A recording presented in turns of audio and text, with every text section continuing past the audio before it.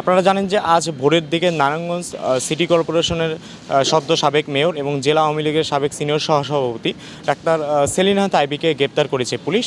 এবং গ্রেপ্তারের পর আজ কিছুক্ষণ পূর্বে নারায়ণগঞ্জ আদালতে মাইনুদ্দিন কাদিরের যে আদালত রয়েছে তাকে উঠানো হয় এবং আগামী 26শে মে শুনানির দিন ধার্য করা হয়েছে।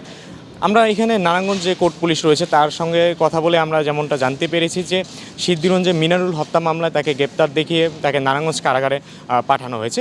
এদিকে জেলা পুলিশ সূত্রে জানা গেছে যে ডাক্তার সেলিনা আইবির বিরুদ্ধে সিদ্ধিরঞ্জ থানায় 4টি এবং ফতুল্লা থানায় একটি হত্যা ও হত্যা চেষ্টা মামলা রয়েছে।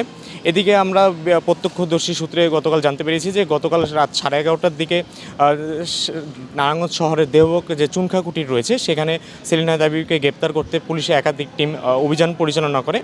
মুহূর্তের মধ্যে এই খবর ছড়িয়ে পড়লে আইবির যারা সমর্থক রয়েছেন এবং এলাকাবাসী রয়েছেন তারা বাড়ি ঘিরে রাখেন এবং রাতভর নাটকীয়তার পর আজ ভোর 5:30টার দিকে মেয়র আইবিকে তারা গ্রেপ্তার করতে সক্ষম হন এবং কিছুক্ষণ পূর্বে তাকে নারায়ণগঞ্জ আদালতে আনা হয়। তবে এখানে নারায়ণগঞ্জ আদালতে আইবির কোনো সমর্থকদের আমরা এখানে লক্ষ্য করিনি এবং কঠোর নিরাপত্তার মধ্যেই তাকে এই নারায়ণগঞ্জ আদালতে আনা হয়।